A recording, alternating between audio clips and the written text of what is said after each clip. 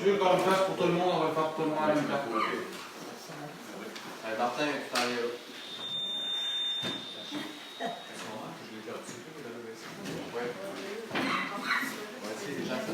J'ai pas besoin.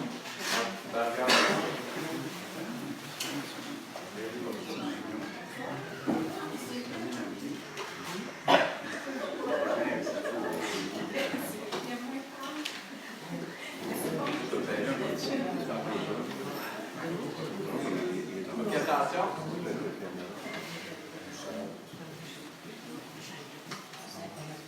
Ok, c'est bon. Alors, bonsoir tout le monde et bienvenue à ce débat des candidats pour la circonscription Gaspésie-Île-de-la-Madeleine, débat qui se déroule en Haute-Gaspésie, présenté par le journal L'Avantage gaspésien et par la Chambre de commerce de la Haute-Gaspésie. On salue également Télévision Haute-Gaspésie et Bleu FM qui sont présents avec nous pour la diffusion. Alors, sans plus tarder, je vous présente le directeur de la Chambre de commerce de la Haute-Gaspésie, M. Pierre Huot. Bonsoir. Évidemment, Bleu FM et TV Haute-Gaspésie ne sont pas en direct présentement. Donc, ceux qui ont le goût de revoir le débat, 9h30 ce soir, dans les deux cas, ça devrait, à moins qu'à Bleu, ça s'étire un petit peu plus long, mais ça devrait être à peu près ça. Hein? Donc, à 9h30, sur les deux, la rediffusion du débat est à Bleu et à Télé Haute-Gaspésie. Deux petites choses, on a 5 candidats sur place, tout le monde, les 6 candidats qui étaient en candidature au niveau du comté ont été invités.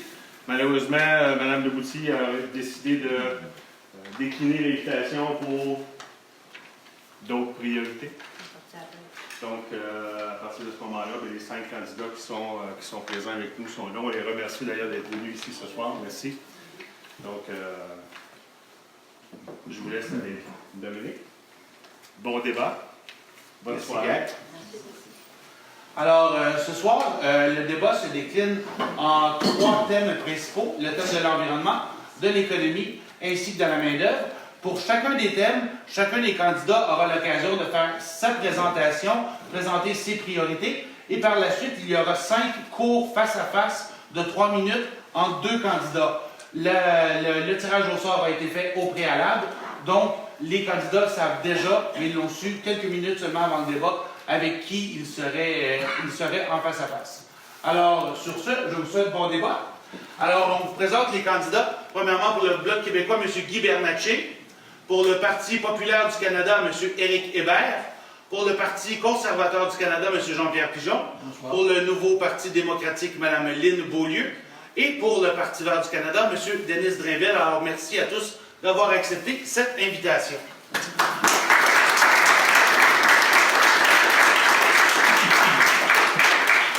Alors, pour la première portion du débat, nous allons demander à chacun des candidats de bien vouloir se présenter un après l'autre. Vous avez 2 minutes pour faire votre présentation. Alors, le tirage au sort a voulu que M. Drainville soit le premier candidat à se présenter. Alors, M. Drainville, la parole est à vous. Bonsoir, merci d'être venu ce soir. La réponse des partis traditionnels à tout problème est la suivante. Nous avons les meilleurs programmes et nous dépenserons le plus d'argent. C'est l'approche du status quo. Mais ils ne parlent pas de la crise de changement climatique, ou s'ils le font, c'est en passant. C'est comme s'ils n'avaient pas vu ou entendu les millions de personnes qui ont demandé une action immédiate. Greta Thunberg, comme auparavant, répète les faits scientifiques, confirmant le réchauffement accéléré de la planète. Elle a dit à nos leaders, vous nous avez laissé tomber, mais les jeunes commencent à comprendre votre trahison. Si vous décidez de nous laisser tomber, je vous le dis, nous ne vous pardonnerons jamais. Greta Thunberg dit la vérité à laquelle les scientifiques assistent depuis des années. Mais nos leaders n'écoutent pas.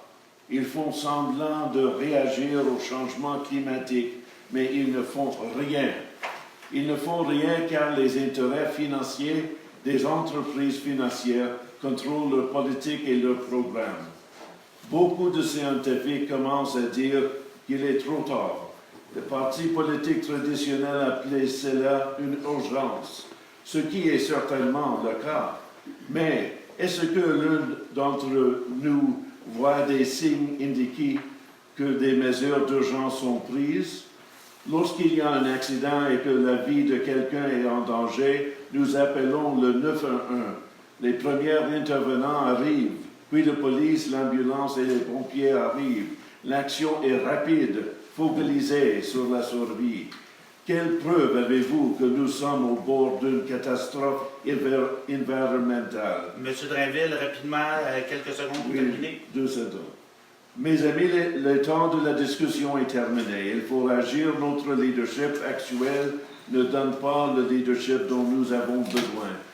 Donc, vous devez être le moyen par lequel cela le produit. Merci, M. Drainville. Alors, Mme Beaulieu, à votre tour, vous avez 2 minutes. Bonsoir, je me présente, Lynne Beaulieu, candidate pour le NPD. Je suis intervenante dans le réseau de la santé, puis c'est mon 2e mandat en tant que conseillère municipale.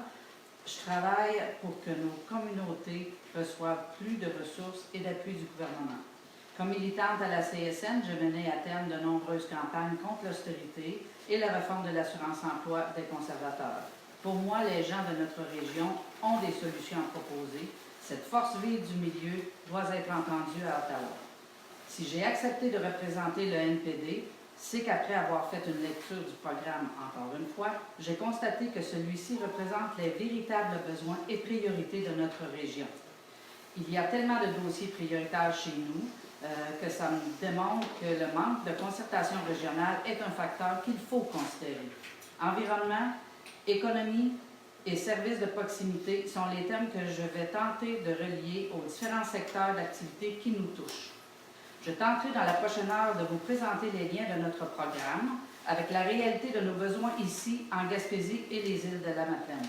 Pour moi, le dossier complexe du transport est directement lié à notre économie et notre développement. Le transport de marchandises et la mobilité des personnes sont la clé d'un nouveau départ. Voter NPD, c'est voter pour la suite de tout ce qui a été amorcé et de mettre enfin vos idées sur rail pour finalement arriver à bon port. Alors, merci, Mme Beaulieu. Monsieur Pigeon, du Parti conservateur, c'est à vous. Merci beaucoup. Mesdames, Messieurs, bonsoir. Permettez-moi d'abord de me présenter. Je suis Jean-Pierre Pigeon, résident de Saint-Anne-des-Monts depuis 47 ans. Époux, père de 3 enfants et grand-père de 3 petits-enfants. Je fais carrière dans le domaine de l'assurance et des rentes collectives à mon compte depuis 43 ans. Je suis passionné de politique et de hockey. Et j'aime m'investir dans des projets qui touchent notre communauté. Actuellement, j'agis à titre de président de la commission scolaire des Chic-Chocs, de vice-président en finance à Hockey-Vassarnac et de secrétaire trésorier du musée Explorarin. À travers mon parcours, j'ai pu, en équipe bien sûr, mener à bien des projets d'envergure qui améliorent la qualité de vie et le bien-être de notre population, pour les jeunes et les adultes. Je suis attaché au Parti conservateur du Canada depuis 1980, car ses préoccupations en matière de développement industriel, de stimulation sur le plan économique et le soutien des familles me rejoignent. Je suis convaincu qu'une économie, dis-je, forte permet d'améliorer le sort de la population et je souhaite travailler en ce sens afin qu'ici aussi, en Gaspésie et aux îles de la Madeleine, nous ayons des retombées intéressantes. Merci de votre écoute. Alors, merci, M. Pigeon. M. Hébert, la parole est maintenant à vous. Bonjour, je me présente, Éric Hébert, et j'ai fait mes études, je suis scientifique, j'ai fait mes études graduées au département de sciences de la Terre et de l'atmosphère de l'UQAM, ensuite complété un doctorat en ressources à l'UQAC. Et la raison pour laquelle je suis venu en politique, c'est pour parler d'environnement, de changement climatique et tout ça. Puis, ce que j'ai peur, c'est que tout ce que j'ai entendu au cours des dernières années, tout ce qui est proposé, c'est toujours des mesures restrictives, c'est toujours des mesures qui veulent un virage ouvert, mais sans vision. L'Allemagne a déjà fait ça, et c'est un désastre écologique, un désastre environnemental, un désastre économique. Quand il y a déjà des solutions, donc j'ai essayé d'apporter des solutions, je me dis, wow, je vais aller en politique, comme ça au moins je vais avoir une voie, une plateforme, pour montrer qu'on a déjà des technologies, que ça existe, ça fait depuis 3 décennies, où on peut faire du pétrole à 0 gaz à effet de serre. On est capable de faire de l'électricité avec des combustibles fossiles avec 0 gaz à effet de serre. Donc, toutes ces ces mesures attrayantes-là dans un marché libre, on va avoir une vision même pour changer l'Inde et la Chine. Parce que si on prend les meilleurs plans verts qu'on n'a pas pour le climat, si la Chine et l'Inde n'embarquent pas, ça donne absolument rien. Donc, ça prend des mesures attrayantes pour pouvoir inciter la Chine et l'Inde aussi à faire de l'argent avec le CO2. Donc, un marché libre, vraiment, l'industrie s'adapte déjà à justement utiliser, à valoriser le CO2. Donc, nous autres, on prend une approche économique pour pouvoir avoir que l'environnement est dans la même direction que l'économie. C'est vraiment la clé pour changer tout ça. Donc, c'est un peu mon cheval de bataille. Comme je dis, c'est ma spécialité en sciences. J'ai fait beaucoup, j'ai travaillé dans le public, dans l'académie, dans le privé. Donc, c'est ça. C'est un peu pourquoi je suis venu en politique. Alors, merci beaucoup, M. Hébert. M. Bernatchez, on termine avec vous. Merci. Bonsoir tout le monde. Merci d'être là. Bonsoir aux auditeurs de Bleu FM, aux auditeurs de TV communautaire au Gaspésie. Félicitations. Merci à la Chambre de commerce pour l'organisation de ce débat-là. C'était un exercice démocratique hyper important. Merci à tous les candidats d'être là. Malheureusement, il en manque un joueur important. C'est très dommage, car c'est un exercice démocratique dans lequel on présente nos visions. Puis la population a le droit de savoir comment est-ce qu'on voit la future de notre territoire. Alors moi, c'est ça, je suis Guy Bernatchez, je suis originaire de Saint-Maxime-du-Mont-Louis. Je suis maire de cette municipalité. Je connais bien les enjeux de notre région. Je suis technicien forestier de formation. Je travaille au niveau de l'exploitation forestière depuis maintenant 28 ans à l'année. L'arrière-pays de la Haute-Gaspésie est mon terrain de jeu. J'ai toujours été impliqué au niveau de différents organismes dans ma communauté, que ce soit l'association Chasse et Pêche, le club de motoneige, les loisirs, j'ai coaché au hockey mineur, j'ai tout le temps fait du bénévolat depuis mon jeune âge. J'ai 2 enfants d'ailleurs, un grand garçon de 19 ans qui est à l'université à Chicoutimi, et une petite fille de 13 ans. Puis, j'ai fait partie d'un comité de sauvegarde aussi du centre personnes âgées à Mont-Louis dans les derniers mois. On a réussi justement à le garder ouvert. Mes différents enjeux et les priorités que je veux défendre durant la campagne électorale sont les infrastructures, les changements climatiques avec l'érosion des berges, la démographie, avec l'exode des jeunes, le vieillissement de la population, les pêches commerciales ainsi que la foresterie, le tourisme et l'assurance-emploi. Alors, c'est tous des enjeux que je trouve qu'il y a eu un laxisme de la part du fédéral dans les dernières années dans ces enjeux-là. Puis, c'est pour ça que je suis là ce soir. Moi, j'ai eu des déceptions au fil du temps comme maire et comme citoyen. Puis, je me crois être en mesure de bien défendre ces enjeux-là pour notre territoire pour les 4 prochaines années. Alors, merci, M. Bernatchez. Alors, pour la seconde partie du débat, nous allons entrer dans les thématiques. Alors, nous allons parler d'économie. Alors, on va vous demander, un après l'autre, de décrire en 1 minute vos priorités économiques pour la Haute-Gaspésie. Et par la suite, on sautera dans les face-à-face. Alors, Madame Beaulieu, vous avez été désignée pour être la première à nous parler de votre priorité économique pour la Haute-Gaspésie. Bien, quand on parle d'économie en politique, on parle surtout de développement économique et d'emploi. Quand on parle d'économie dans la vie de tous les jours, on parle surtout d'avoir un revenu décent et payer moins cher pour nos produits et services. L'économie, c'est le portefeuille de monsieur et madame à la maison. Il faut mettre le salaire minimum à 15 $ de l'heure le plus rapidement possible. Avoir un régime d'assurance médicaments universel et public, ça, c'est des économies pour les familles.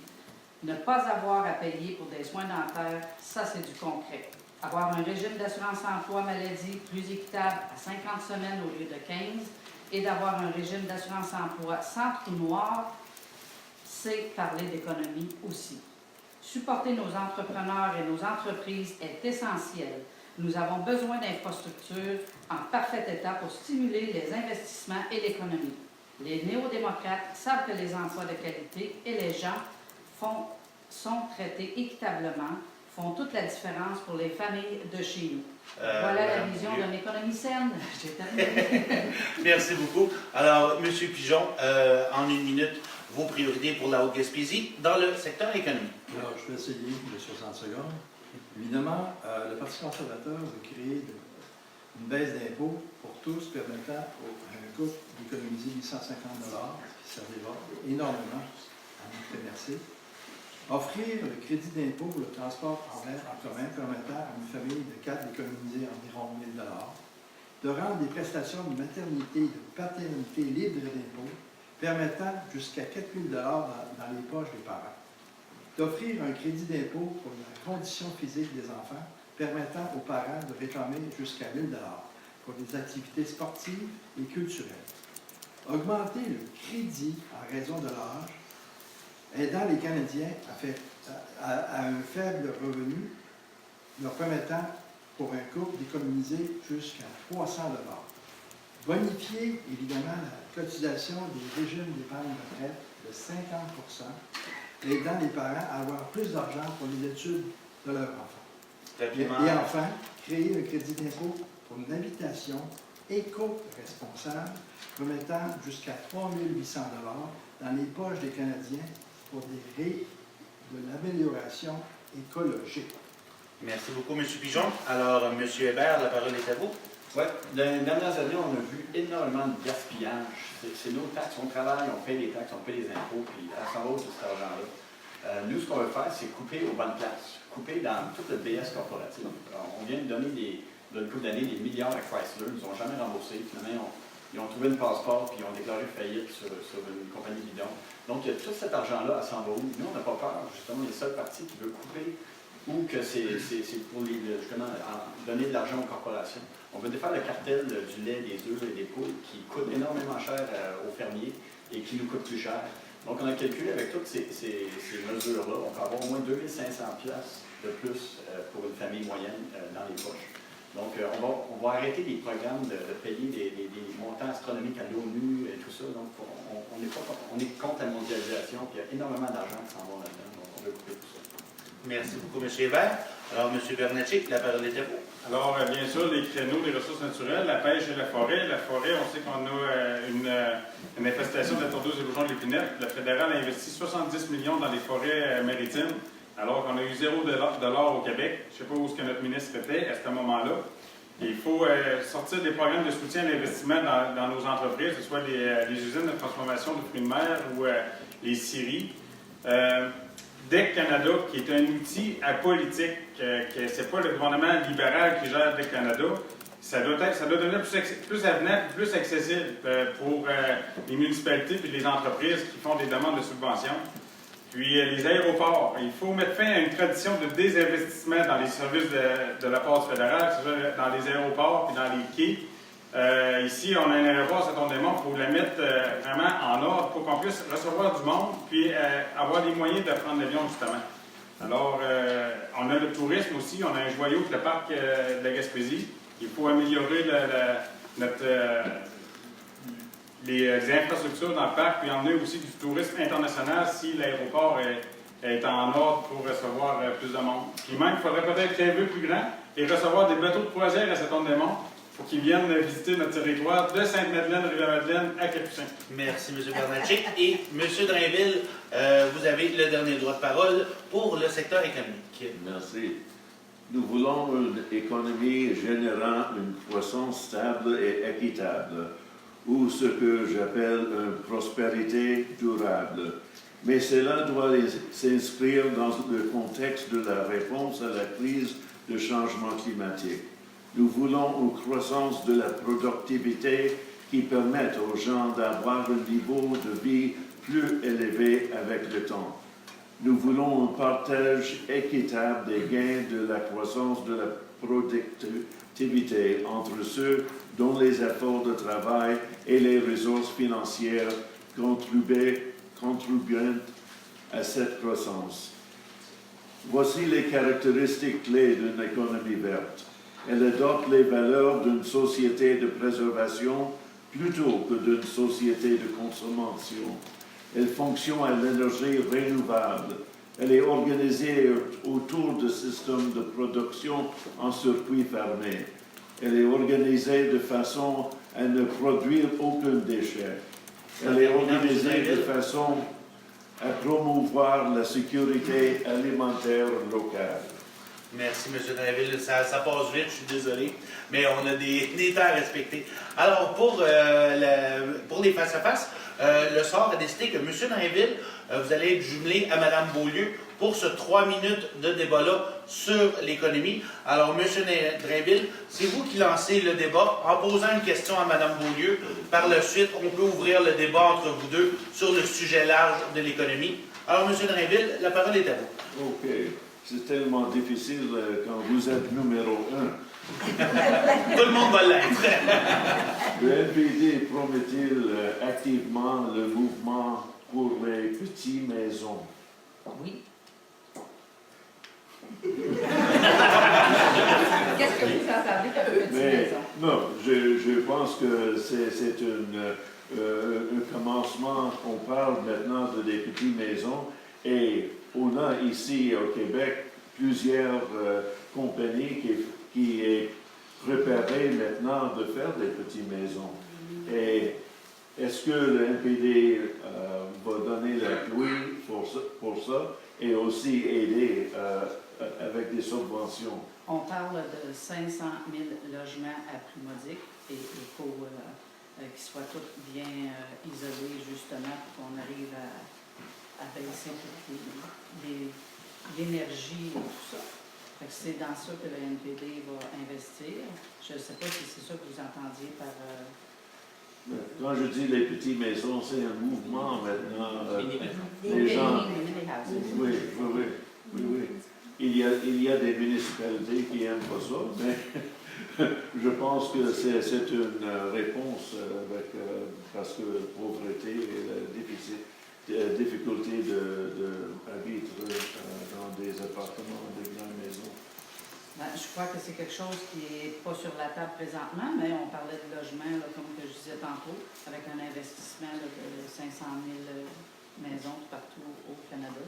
Mais les mini-maisons, ce serait quelque chose qu'il faut, premièrement, dans les municipalités, si on parle des 3 paliers, on parle de municipalités, mais ce n'est pas encore réglementé aussi. Surtout dans la région ici, pour être conseillère municipale, on en a déjà parlé, mais ce n'est pas encore réglementé, parce qu'il y a beaucoup de maisons mobiles, pas de maisons mobiles, mais des petites roulottes qu'on appelle. Là, fait que on a fait une petite approche à ce niveau-là, mais je pense qu'il va falloir réunir plusieurs paliers. Qu'est-ce que vous pensez, vous, que la Haute-Gaspésie pourrait avoir comme mesure particulière qui pourrait stimuler son économie? Qu'est-ce que vos deux partis respectifs sont prêts à proposer pour aider à stimuler la vitalité économique de la Haute-Gaspésie? Premièrement, on parle aussi de prestations minimum à 1 200 $ pour tout le monde qui perdent leur emploi. On parle aussi comme que je disais tantôt, d'augmenter pour les assurances maladie à 50 semaines au lieu de 15. Donc, c'est un peu de tenir les personnes qui sont à faible revenu, mais au moins quelque chose de garanti, qui ne tombe pas en bas d'un minimum de 1 200 $ par mois. M. Drainville? Oui, le Parti vert veut assurer que quand il y a des grands changements pour la réponse du changement climatique, on parle de donner le salaire garanti pour l'année. Et ça va aider avec la transformation de notre économie et les changements. D'accord. Alors, ce premier 3 minutes-là est déjà terminé. On se tourne maintenant vers M. Jean-Pierre Pigeon. Vous pouvez lancer le bal dans le secteur économique en posant une question à M. Éric Hébert. Monsieur Hébert, c'est intéressant de vous entendre un peu plus sur le programme PPC. Je connais depuis très longtemps Maxime et on ne s'est pas entendu souvent avec. Et moi, je suis interrogatif par rapport à sa venue avec son nouveau parti, mais plus précisément, qu'est-ce que vous voulez faire au niveau de l'économie?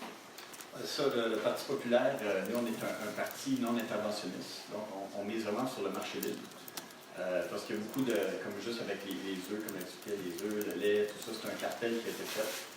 Donc, on veut défaire ça pour être plus compétitif aussi au niveau international, au niveau, justement, exporter nos produits. On veut faire le pipeline, qui a l'air très, très sale, mais il y a moyen d'avoir le pipeline.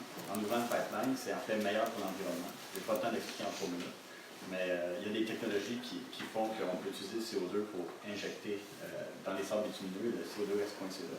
Donc, on peut vérifier les sables bitumineux. Donc, ça, c'est un secteur économique qui rapporte énormément au Canada. Le Québec en bénéficie avec la prééquation. Donc, on veut aussi miser sur arrêter d'envoyer, comme j'expliquais, des milliards de dollars dans des programmes, même pas au Canada, quand il faut prendre soin des Canadiens en premier. Donc, les 4 dernières années, on a vu beaucoup d'investissements dans des idéologies ici et là, mais qu'est-ce qu'on a fait pour les Canadiens? Donc, en faisant une bonne gestion de l'argent des impôts, au lieu de le dépenser ici à droite et à gauche, déjà là, on va faire beaucoup de progrès au niveau individuel. Merci de votre réponse. Ça se rapproche un peu de ce que le Parti conservateur pense, Ouais. mais pas à l'extrême droite, parce qu'il faut être socialiste, évidemment. Parce que moi, je suis de l'école de l'ancien Parti conservateur, progressiste conservateur. Mais on n'est pas extrême droite. L'extrême droite, c'est les fascistes. On n'est pas des fascistes. Ce qu'on veut, nous, c'est pas tirer des ficelles par la corporation. Les conservateurs étaient là pour les corporations. Nous, on va être là pour les individus. Si les lobbies ont tellement de pouvoir, c'est parce que le gouvernement a du pouvoir. Donc, nous, on veut enlever du pouvoir au gouvernement pour justement que les lobbies perdent leur emprise. Donc, c'est en ayant un gouvernement beaucoup plus léger, qui a une responsabilité au niveau, que ce soit des routes, au niveau de l'armée, au niveau de la poste, donc tous les services de base. Mais après ça, de faire une machine de propagande comme on a vu avec les libéraux, c'est ça, on ne veut pas embarquer là-dedans. On veut enlever du pouvoir au gouvernement. Comme ça, les corporations ne vont pas tirer les ficelles du gouvernement. Donc, on n'est pas, disons, à la solde des corporations. En conclusion, M. Pigeon. Moi, j'aimerais que vous élaboriez. On n'aura pas le temps d'élaborer, mais il vous reste 5 secondes, M. Pigeon. Merci, monsieur.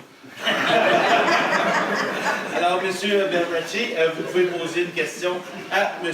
Drainville sur le thème de l'économie. Vous avez 3 minutes. Bonsoir, M. Drainville. Alors, moi, ma question, particulièrement au Parti vert, ce soir, j'aimerais savoir votre vision par rapport à la pêche commerciale avec la protection de la baleine noire, puis la protection de la marine, les aires marines protégées, justement, que le gouvernement Trudeau veut mettre en place au détriment des pêcheurs.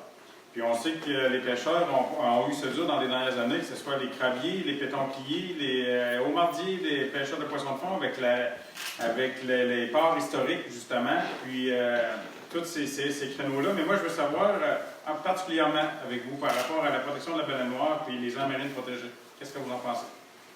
Mais c'est très important de protéger les baleines. C'est pas juste les baleines noires, mais c'est aussi les baleines beluga qui viennent proche de nous. Le right whale a eu beaucoup de problèmes. Je pense que 9 à mourir dans les derniers 2-3 mois. C'est toujours comme ça. Il faut qu'on fasse des décisions. Est-ce qu'on va faire des décisions pour faire de l'argent ou est-ce qu'on va faire une décision pour protéger les baleines et des autres animaux, le caribou en parc de Gaspésie, les chauves-souris, les abeilles? On a des grands problèmes maintenant et on ne gère pas la situation. Mais moi, pour avoir parlé avec beaucoup d'associations de pêcheurs et des acteurs du milieu au fil des dernières semaines, il y a beaucoup d'inquiétudes parce qu'ils sont souvent non concertés par rapport à ces problèmes-là. Puis il y a des mesures qui sont prises qui, des fois, ne sont pas justifiées parce qu'il n'y a pas de concertation, c'est pris par les hauts fonctionnaires à Ottawa. Alors, est-ce que vous croyez que les pêcheurs et les acteurs du milieu devraient être plus concertés? Mais oui, je ne défends pas le gouvernement avec tout ça, mais je veux dire aussi que quand moi je parle avec les pêcheurs, on a un grand problème maintenant. Cette année, c'est très très bon pour les homardiers et les crabiers et tout ça, mais ça change. Et les pêcheurs savent qu'avec le chauffage de l'eau, ça va changer. Les homards de Maine viennent ici et après ça, vont à Terre-Neuve et des autres places parce que ça devient trop chaud dans l'eau ici. Et c'est-à-dire, qu'est-ce qu'on va faire pour assurer qu'on fait des démarches contre le changement climatique? Hein? C'est bien. Moi, c'est ça. Ce que je voulais dire, moi, à ce propos-là, c'est que je crois que la concertation avec les acteurs du milieu est très importante au niveau du monde des pêches avec les hauts fonctionnaires. Alors, bien, merci. Il reste justement 1 seconde. Alors, ça termine ce bloc-là. Vous êtes très discipliné. Alors, Madame Beaulieu, c'est à vous de prendre la parole. Vous serez en face-à-face avec M. Pigeon. Là, on vous demanderait, bien sûr, pour le bénéfice des gens dans la salle, de peut-être parler un petit peu plus fort, puisqu'on n'a pas des micros qui projettent beaucoup. Alors, Madame Beaulieu, sur le thème de l'économie, vous pouvez questionner M. Pigeon. Ma question, c'est, selon vous, quelle est la grande différence entre le Parti conservateur et le NPD sur la question de l'assurance chômage concernant la portion assurance maladie? Je suis très heureux d'entendre cette question. En 2013, lorsque mon parti avait changé l'assurance emploi, en tant que président de l'association conservatrice de Gaspésie et les îles, je m'étais levé. Et les journalistes m'avaient mis un micro autour du nez et je l'ai dit, moi, je ne suis pas d'accord avec la mesure que mon parti a fait. Il faudrait absolument, évidemment, dans plusieurs sphères d'activité économique, telle la pêche, l'agriculture, la foresterie, et surtout le tourisme, que ce ne soit pas une plateforme qui est mur à mur. Alors, j'en suis avec vous, madame, et je n'ai pas changé d'idée. En 2015, c'est ce que je disais, c'était quelque chose que je voulais absolument travailler. Et évidemment, si les gens daignent m'envoyer à Ottawa, comme les Gaspésiens disent souvent, je vais travailler à cet effet-là parce qu'il y a un trou noir, il existe toujours. Il a été travaillé en partie par le Parti libéral. J'en suis énormément. Ben, je suis bien contente d'entendre ça. Tout le monde le savait ici. Juste vous l'entendre dire. Ça me fait plaisir de le dire, vraiment. Et de votre côté, Mme Beaulieu, qu'est-ce que le NPD propose pour justement régler ce problème d'assurance-emploi? Ben, nous, comme que je disais tantôt, on parlait d'allonger un 5 semaines de chômage, un 5 semaines pour les personnes qui sont saisonniers. On parlait aussi de rajouter pour l'assurance maladie 50 semaines au lieu de 15. Quand on parle du trou noir, bien, c'est pas les personnes qui ont des travails saisonniers, c'est les emplois qui sont saisonniers ici. Donc, c'est un peu ce qu'on disait hier. Puis, je trouve que dans la région ici, c'est quelque chose qui est à regarder et à prendre en considération. On n'a pas les mêmes réalités. Montréal, puis ici, on n'a pas les mêmes réalités, on n'a pas les mêmes offres d'emploi, on n'a pas les mêmes choses. Donc, c'est important qu'on puisse s'asseoir et regarder qu'est-ce qu'on a vraiment besoin en région. Quelque chose à ajouter, M. Pigeon? Bien, évidemment, j'en suis encore une autre fois. Il est évident qu'en Gaspésie, puis aux îles de Madeleine, puis même dans les autres régions périphériques des grands centres que j'appelle le triangle d'or, où eux autres, ils peuvent avoir une mouvance pour trouver un autre travail. Mais si nous, on est mal pris dans le concours. Et c'est pour ça que je m'inscris en faux avec mon parti, mais ils savent. Je suis le candidat depuis ma deuxième élection, et si, par exemple, j'ai reçu l'investiture, ils savent de quel bord je me chauffe, et je le ferai directement à Ottawa. Ben, moi, je peux dire que j'ai défendu. Rapidement, peut-être une phrase pour terminer. Ben, je voulais juste dire que le trou noir, ça a été un de mes chevals de bataille. J'ai sorti dehors pas mal souvent là, pour faire de la manifestation et de la militance pour le trou noir, justement pour aider les personnes, puis qu'on ait une seule voix aussi à Ottawa en ce sens-là. C'est vraiment important. Merci, Mme Beaulieu.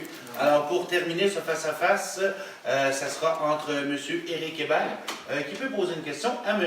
Bernatchez, toujours sur le thème de l'économie. Ouais. Évidemment, si on peut rester en Haute-Gaspésie, ça serait bien. Alors, C'est une élection fédérale, c'est des grands enjeux. Moi, je regarde juste les grands enjeux. Le Bloc québécois, le Québec, pointe souvent du doigt l'Alberta, comme quoi le pétrole et sale, tout ça, mais on reçoit 12 milliards qui viennent de ces pétroles et sales-là. Donc, ma question est simple, est-ce que vous êtes prête à laisser tomber le 12 milliards sales? Parce qu'on en donne plus qu'on en reçoit. La première des choses, là, les chiffres, on pourrait jouer avec tant qu'on veut. Il a été prouvé qu'on en donne plus qu'on en reçoit avec la péréquation. Le Bloc québécois propose une péréquation verte dans laquelle le Québec serait gagnant parce qu'on a l'énergie verte, on a les éoliennes, on a les barrages hydroélectriques.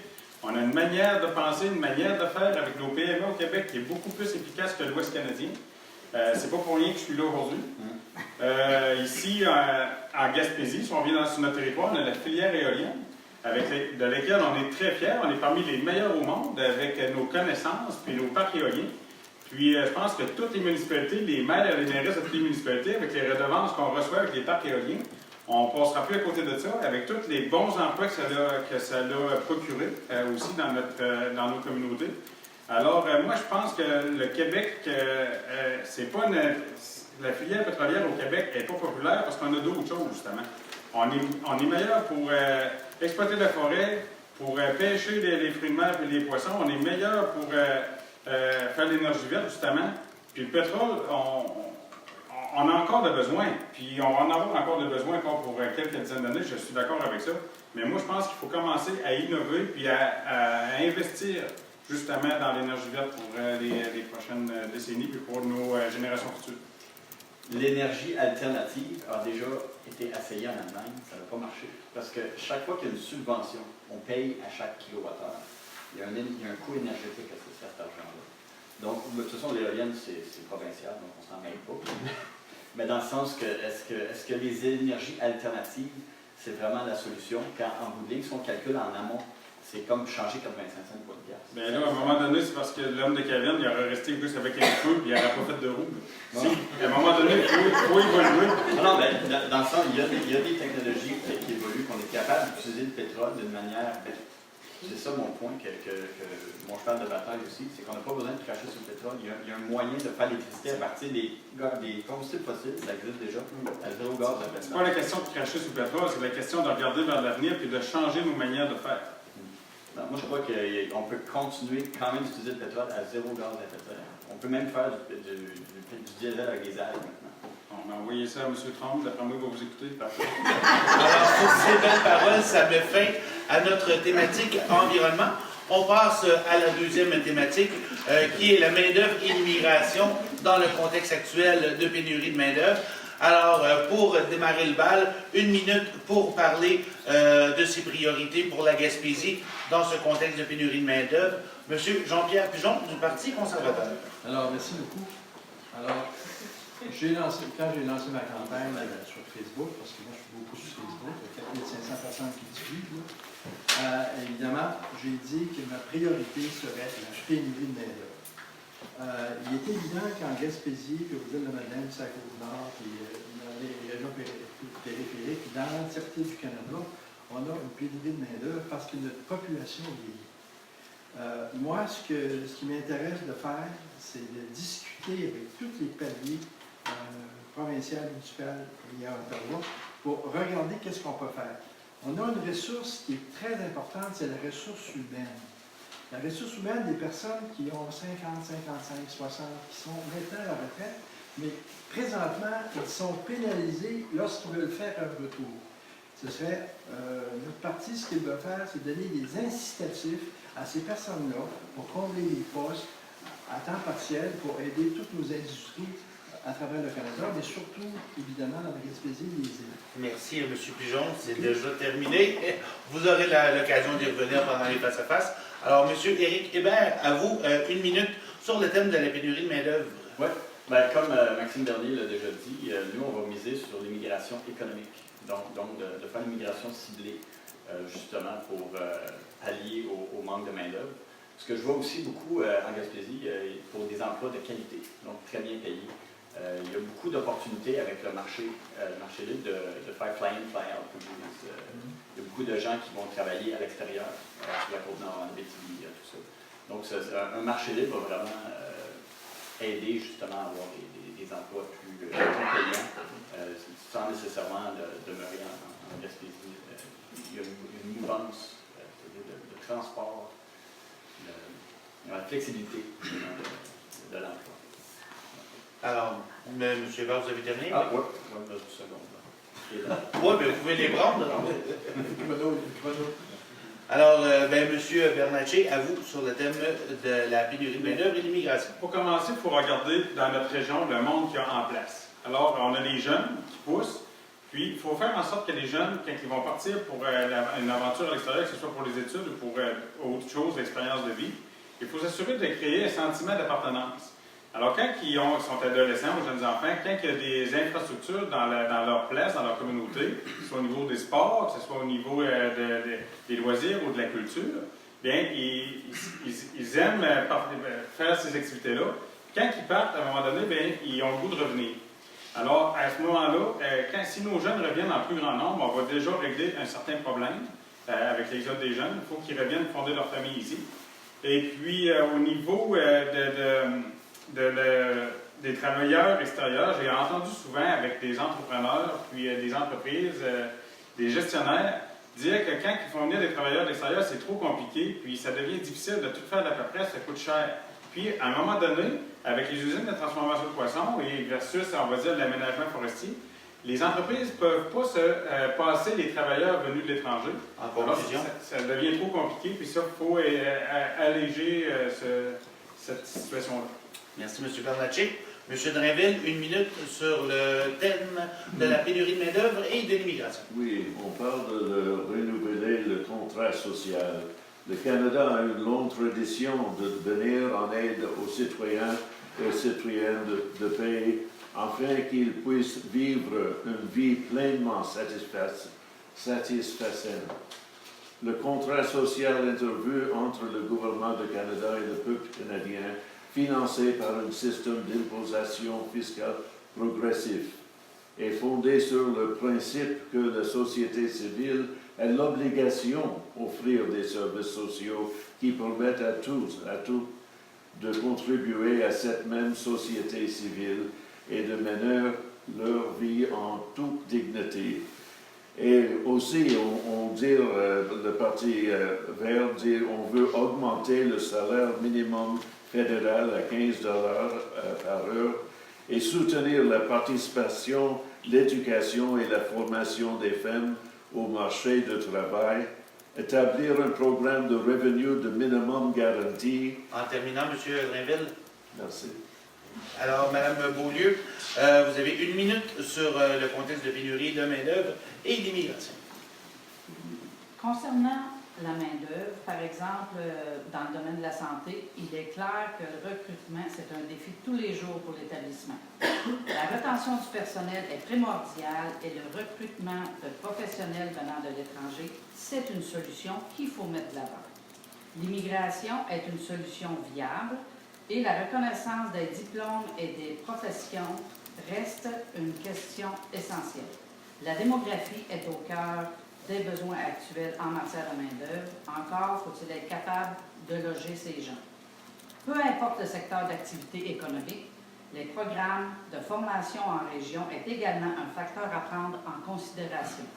Accueillir, reconnaître, loger, intégrer sont des verbes qu'il faut mettre de l'avant pour notre avenir. L'assurance-emploi, un salaire décent tout au long de sa vie, une retraite confortable et des services de proximité sont des moyens qu'il faut soutenir et promouvoir. Le NPD prend en considération le contexte social-économique dans chacun de ses politiques. C'est pour ça qu'on lutte pour vous et avec vous. Merci, Mme Beaulieu. Alors, nous sommes maintenant au moment des face-à-face.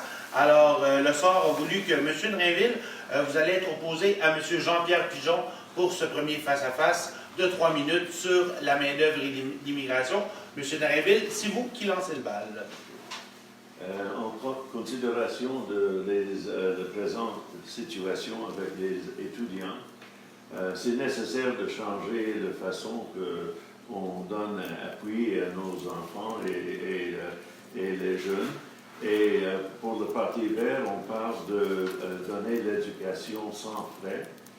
Et aussi si on peut faire ça, ça va aider les étudiants beaucoup. Mais si on ne peut pas faire ça, parce que nous ne sommes pas le gouvernement, on va lutter pour assurer que le gouvernement fait des changements avec l'hypothèque pour les étudiants. Votre question? La question, c'est quoi que le Parti conservateur va faire avec ce problème? Bien, c'est un problème qui est évident à la grandeur du Canada. Tout à l'heure, j'ai parlé de mesures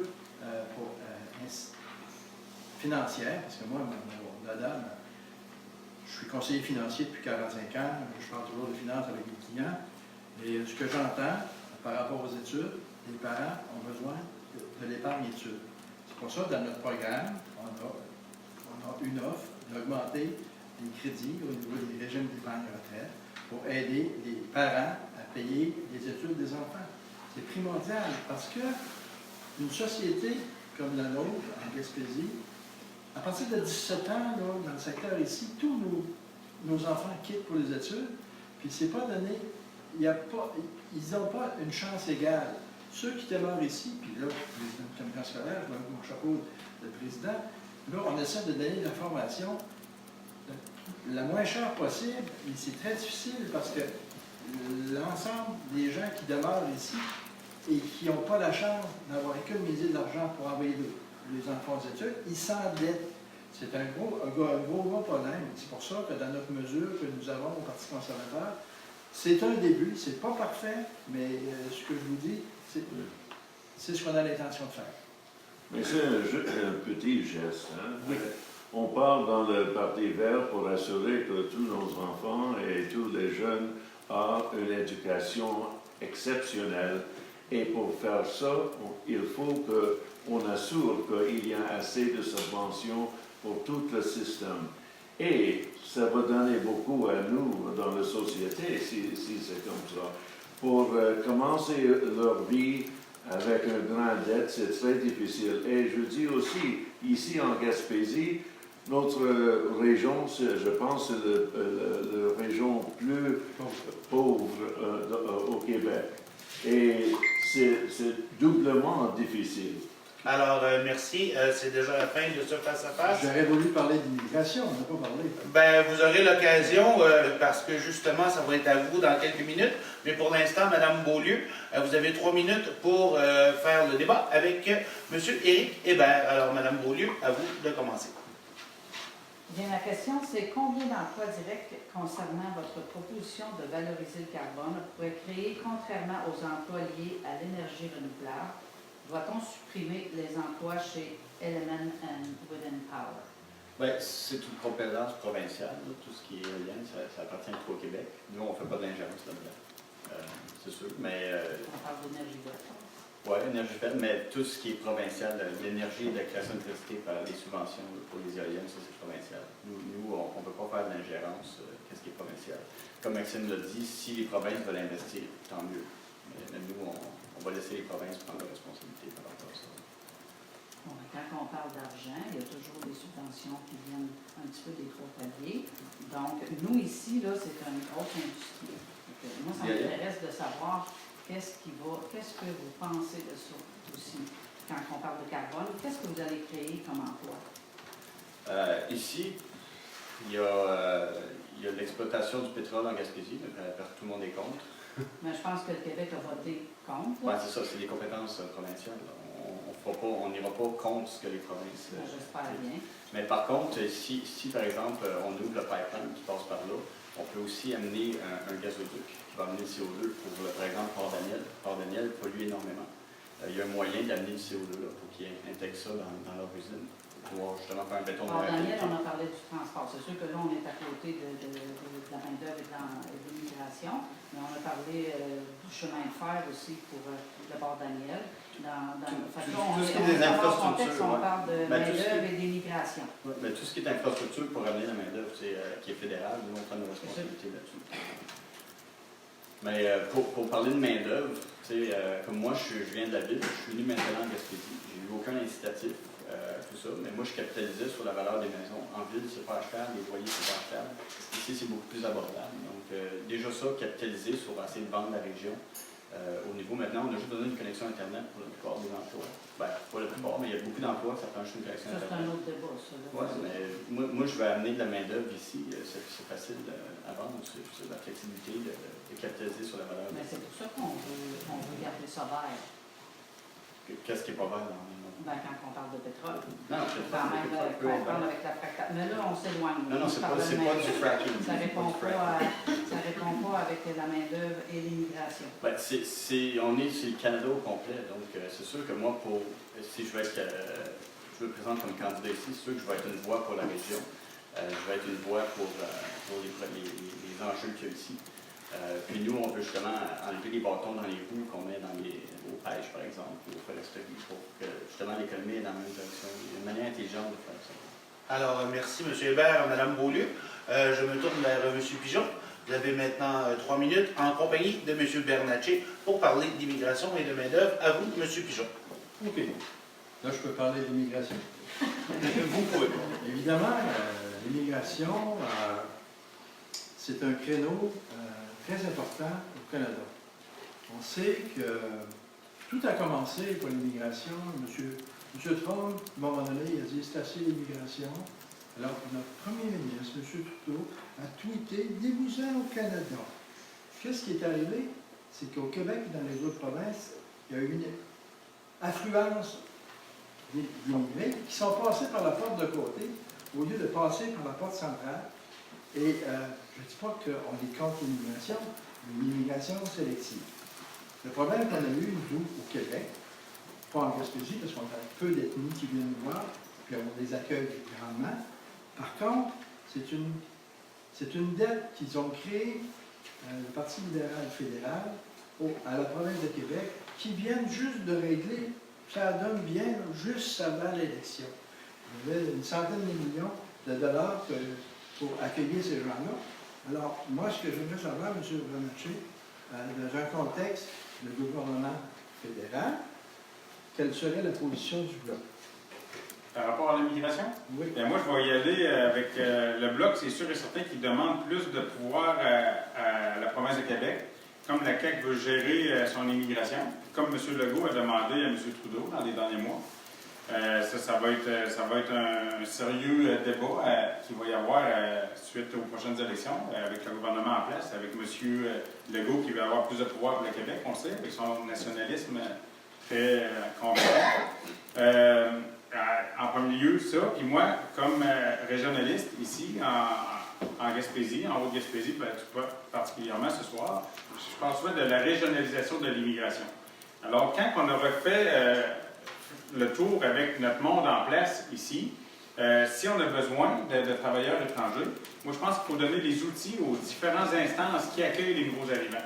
Là, en ce moment, le monde qui travaille dans ces organismes-là, ils sont débordés, puis ils n'ont pas le temps de s'occuper des nouveaux arrivants puis de bien les intégrer. Ça, c'est extrêmement important. Puis il faut que le fédéral donne les outils nécessaires avec les transferts d'argent au provincial pour que les argents aillent vraiment aux organismes pour accueillir les nouveaux arrivants, puis qu'ils soient bien intégrés, puis qu'ils s'installent ici. Parce que c'est pas juste les emmener, il faut faire sûr qu'ils demeurent ici par la suite, qu'ils fondent leur famille ici, puis qu'ils habitent ici, puis qu'ils gardent leur emploi. Moi, c'est ma vision de la chose pour l'immigration dans notre région. En conclusion, M. Pigeon, une dizaine de secondes. J'ai eu ma réponse du Bloc. Alors, ben, merci. On met fait à ce face-à-face-là. Alors, maintenant, M. Éric Hébert du Parti populaire du Canada, vous pouvez poser une question et lancer le débat avec M. Denis Drainville du Parti vert. Ouais, on sait qu'en Gaspésie, aux Îles-de-la-Madeleine, la plupart de l'emploi ou des revenus, à part le tourisme, ça vient des ressources naturelles. On avait les mines dans un temps, on a la foresterie, on a des pêches. Et traditionnellement, tout ce qui est vert, tout ce qui est écologique est toujours contre le développement économique, ou contre l'exploitation des ressources.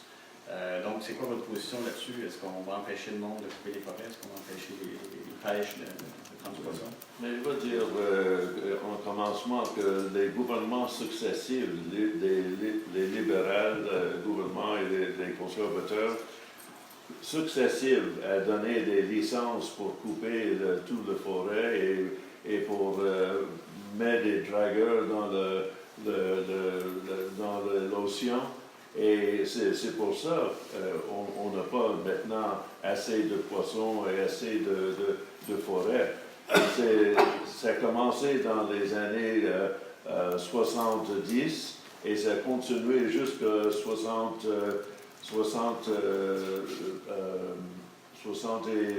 et 14, 75. Je dis, pour le Parti vert, on prend la position que nous acceptons pour l'industrie les ressources renouvelables. Et aussi, on veut que si on va travailler avec tous les travailleurs dans la Gaspésie, c'est important d'assurer qu'on fait toutes les décisions avec des consultations, mais aussi prenez soin de notre région. Maintenant, les décisions pour toutes les choses ne prennent pas assez de pensée pour les baleines et les animaux et les fleurs qui sont près de l'extinction dans notre... le Gaspésie, c'est plein de nature, mais le Gaspésie, maintenant, ça commence à mourir. C'est comme ça. On ne parle pas de ça parce que c'est loin, c'est dans les montagnes et tout ça, mais ça commence à mourir. Qu'est-ce qu'on va faire ensemble pour ça? Voulez-vous un jour dans l'avenir qu'il n'y a pas de poissons, il n'y a pas de homards, il n'y a pas des animaux dans la Gaspésie? C'est ça le futur si on ne fait pas quelque chose concernant ça. Mais il ne faut pas que ça soit au prix des emplois. Oui. Il y a une manière de faire ça intelligemment où on peut aller dans la même direction que l'économie de l'environnement sans nécessairement mettre des restrictions puis bloquer. Mais ça vient un temps quand il n'y a pas de poissons, il n'y a pas de homards, il n'y a pas des choses comme ça. Ça va devenir ça. On a maintenant peut-être 12 ans de changer, faire des grands changements dans nos vies. Mais le problème, ce n'est pas juste le gouvernement, c'est nous. Alors, M. Drainville, M. Hébert, ça met fin à cet échange. Et pour terminer sur le bloc de la main-d'œuvre et de l'immigration, j'avais oublié moi-même mon Théo. Alors, M. Bernatchez, vous pouvez y aller dans ce face-à-face avec Mme Beaulieu. Parce qu'on a un point sur l'environnement, hein? C'est sûr, j'aimerais Ben, revenir exactement, sur ce que je viens d'entendre, mais c'était un peu le but de mon intervention. On essaie de rester, si possible, vous sur parlez les de la thèmes. main-d'œuvre et de l'immigration. Voilà. Alors, ma question, Mme Beaulieu. Hier, je vous ai entendu parler par rapport à ce que le fédéral s'implique encore plus dans les soins de santé. On sait que le NPD a promis les soins universels au niveau de la dentisterie. Moi, je trouve que c'est une ingérence qui est vraiment pas acceptable au niveau de la province de Québec. On gère notre système de santé, puis les transferts qui devraient être faits du fédéral vers le provincial, pour que le provincial gère les soins de santé au Québec. On est capable de faire nos affaires. Nous autres, on a déjà notre carte d'assurance maladie, on a déjà une manière de fonctionner avec les dentistes. Puis, le fédéral devrait respecter ça. D'autant plus que, au-delà de ça, moi, je fais partie d'un comité de santé, de suivi des services de santé en Haute-Gaspésie avec mes collègues des autres municipalités. Puis, on a un problème, on a une pénurie de dentistes, d'hygiénistes dentaires, puis de tout plein de spécialistes au niveau des soins de santé. Alors, c'est pas de promettre la gratuité, je pense, qui est la solution. Moi, c'est de travailler à ce que le fédéral donne l'argent qui est dû au provincial, pour que le provincial puisse travailler à trouver des solutions pour améliorer justement les soins, puis d'améliorer, d'emmener des dentistes, puis des spécialistes dans notre coin de pays. Alors, moi, c'est ça que je veux vous entendre là-dessus par rapport à l'ingérence du fédéral dans les soins de santé au Québec. Comme on peut constater, si on fait des choix différents, c'est sûr que le NPD a parlé. Quand on parle de pouvoir d'achat, c'est de pouvoir d'achat de toute la médication au travail. Donc, il faut calculer aussi que les travailleurs, souvent les personnes là, qui sont à toucher, c'est des personnes avec des revenus moyens. Quand on parle des travailleurs, on paye des assurances pour la médication. Souvent, bien, la dentisterie, comme que tu dis, n'est pas inclus. Mais c'est le pouvoir d'achat qui fait en sorte qu'on va pouvoir redistribuer et puis que tout le monde va pouvoir avoir un système de santé de la tête aux pieds. Moi, je trouve que c'est important. Moi, je côtoie des gens à tous les jours qui n'ont pas les moyens de se payer un soin dentaire. Je trouve ça épouvantable. Je côtoie ça à tous les jours. Donc, je peux comprendre toute cette pauvreté-là, puis cette pauvreté, qu'est-ce que vous proposez? Vous n'êtes pas d'accord à ce que tout le monde puisse avoir... Bien sûr, mais c'est pas ça que j'ai dit. C'est pas ça que j'ai dit. Je dis juste que le fédéral ne devrait pas s'ingérer dans les soins de santé au Québec. Il devrait donner des transferts de santé. Monsieur Bernatchez. Le point est pas là. Oui, il faut avoir une masse pour être capable d'acheter la médication et de pouvoir redistribuer. Alors, merci. C'est terminé pour le débat sur la main-d'œuvre et l'immigration, même si on a un peu quitté la route. Alors, nous allons maintenant dans le thème de l'environnement. Alors, je suis sûr que tout le monde ici en a beaucoup à dire sur le sujet. Alors, on va débuter avec M. Éric Hébert du Parti populaire. Vous avez 1 minute pour parler brièvement de votre programme environnemental. Comme je mentionnais, l'environnement, c'est important d'avoir une vision globale. Parce qu'on parle jamais de la Chine puis l'Inde. Parce que si on arrête tout le CO2 du jour au lendemain, en une journée, la Chine vient tout canceller ce qu'on essaie de faire. Puis tous les autres partis offrent de mettre de l'argent, investir, subventionner et tout. Ce qu'il faut faire, c'est valoriser le CO2. Il y a un moyen de faire de l'argent avec le CO2. On a les climatiseurs dans le béton, dans les technologies d'extraction. Donc, c'est vraiment pour miser là-dessus. Parce que là, ça va avoir une portée beaucoup plus pertinente, parce que c'est attrayant. Donc, la Chine et l'Inde, eux, vont réaliser que, hey, nous autres, si on peut faire de l'argent avec le CO2, pourquoi on jette notre CO2? C'est comme si on jette de l'argent par les fenêtres. Donc, ça prend une approche comme ça pour pouvoir vraiment avoir un impact global et non pas juste commencer à investir. Parce que si ce n'est pas attrayant, il n'y a personne qui va suivre. Et la Chine et l'Inde, si ça coûte des subventions, les autres n'embarqueront pas. Donc, ça prend une vision comme ça globale. Merci, M. Hébert. Alors, M. Bernatchez, à vous la parole. Alors, moi, je crois qu'il faut regarder dans notre jardin avant de regarder au niveau des pays asiatiques. Au Québec, on a une expertise au niveau de l'énergie verte qui est extraordinaire. Puis, il faut travailler là-dessus. Puis, il faut être fier de ça. Le Bloc québécois a proposé une nouvelle manière de faire la taxe du carbone avec une péréquation verte, qu'on serait gagnant avec ça. Moi, vendredi passé, suite aux marches qu'on a faites pour le climat avec les jeunes, j'ai fait 2 marches dans la région, j'ai proposé un centre de recherche sur les changements climatiques sur notre territoire. Parce que s'il y a bien un endroit au Québec où on subit les affres de mère nature avec les changements climatiques, c'est bien en Gaspésie et aux Îles-de-Matin. Alors, on pourrait avoir des résultats au jour le jour, puis on pourrait travailler avec des équipes de scientifiques au niveau des communautés, des équipes de sécurité civile, puis ça deviendrait plus efficace comme processus pour l'étude de notre territoire avec les changements climatiques et l'environnement. Merci, M. Bernatchez. M. Drainville, sur le thème de l'environnement. Oui. Le livre de fond fondamental de la politique du Parti vert du Canada, la Vision verte, expose notre vision du Canada qui repose sur 6 valeurs fondamentales. Sagesse écologique, respect de la diversité, démocratie populaire, paix et non-violence et durabilité. Maintenant, on a des grands défis avec le changement climatique. On a maintenant 11 ans de changer nos idées avec tout ça. Les conservateurs et le Parti libéral font rien du tout avec ça. C'est business as usual. On parle toujours de les programmes et dépenser des sous et aussi faire augmenter la dette. Les promesses de M. Trudeau maintenant, ça va augmenter la dette plus que 10 milliards de dollars. C'est incroyable. Et qui va payer ça? Alors, M. Drainville, merci. Nous passons maintenant la parole à Mme Lynne Beaulieu du NPD sur le thème de l'environnement. Donc, la question environnementale est dans cette campagne un enjeu clé pour l'avenir des générations futures. L'espoir pour l'avenir que formule notre jeunesse donne un sens et un souffle nouveau à la politique moderne. Pour les personnes de ma génération, notre rôle est d'en prendre conscience et de militer auprès des élus pour passer à l'action. La Marche mondiale pour le climat, ça a été un exemple parfait.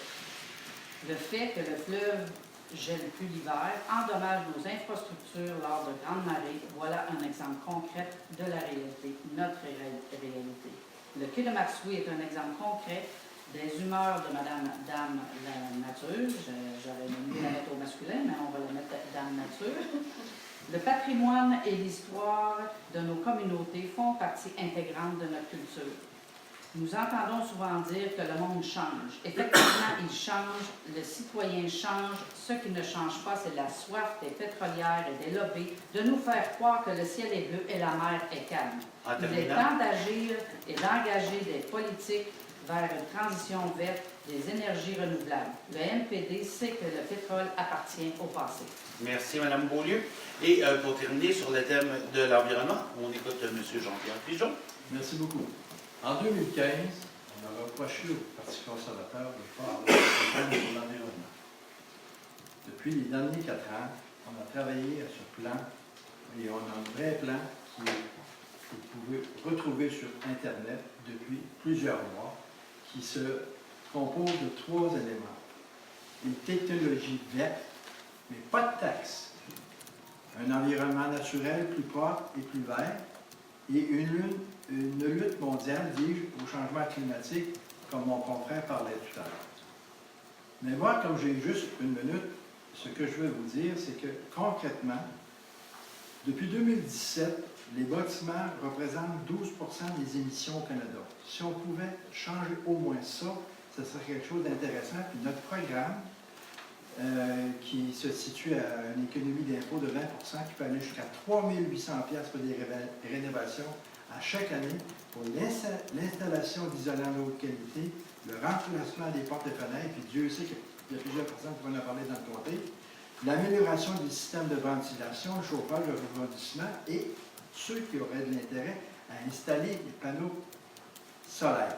Merci, M. Pigeon. C'est tout le temps qu'on avait. Merci. On vous a même déjà laissé quelques secondes de plus. Merci. Alors, pour ce premier face-à-face, M. Drainville, vous serez opposé à M. Pigeon. Alors, M. Drainville, à vous de lancer le bal pour ce face-à-face. La position de le Parti conservateur, je veux demander, concernant la fracturation. Il y a 2 choses, le pipeline et la fracturation. Les 2 sont acceptés par le Parti conservateur. Et on a plusieurs scientifiques à donner des rapports concernant la fracturation et c'est très difficile pour la terre et pour l'eau dans notre sol. Et aussi le pipeline, si on continue de bâtir des pipelines, c'est-à-dire on va utiliser plus en plus de pétrole. C'est le temps d'arrêter et faire des autres choses. OK. Vous voulez m'entendre sur la facturation? Disons que la facturation, on n'est pas contre, mais c'est de juridiction provinciale. Chaque province décide, en fin de compte, s'ils veulent avoir, parce que c'est quelque chose qui appartient aux provinces, puis le Parti conservateur ne se mêle pas des juridictions provinciales. Absolument. Pour ce qui est du pipeline, nous, on a un projet d'un corridor coast-to-coast, OK? Où il y aurait transport du pétrole, qui aurait aussi transport du gaz naturel, et de l'hydroélectricité qui partirait du Québec, qu'on a amplement. Et je suis un petit gars de Bécamo qui sait comment ça marche le barrage. Il y a énormément de potentiel pour vendre ça aux autres provinces. Là, le problème qu'on a, c'est qu'entre les provinces, il n'y a pas d'entente, parce qu'on fait exactement des ententes avec les États-Unis. Je sais qu'on a des réserves, l'ALENA, etc., avec l'Europe, mais il n'y a pas au Canada d'entente à des provinces pour se changer des choses. C'est ce qu'on veut faire. Puis en plus, dans cette ligne-là, on voudrait que les télécommunications puissent passer, parce que Dieu sait qu'on a besoin d'Internet, puis à Saint-Anne-des-Monts, puis ailleurs, puis en Gaspésie, c'est une couverture que Mme nous parlait hier, qui est très intéressante. Mais le pétrole, on a encore besoin pour une transition pour 10 ans. Moi, j'ai fait une réflexion. La journée que tous nos transporteurs sont électriques pour transporter nos matières dans les grands centres, puis les grands centres nous amener des choses pour qu'on puisse vivre, j'ai pensé aux petits pêcheurs. Les pêcheurs, là, tout autour de la Gaspésie, là, ils sont au mazout. Alors, la journée qu'on aura des moteurs électriques et pas demain pour les petits pêcheurs, c'est notre économie.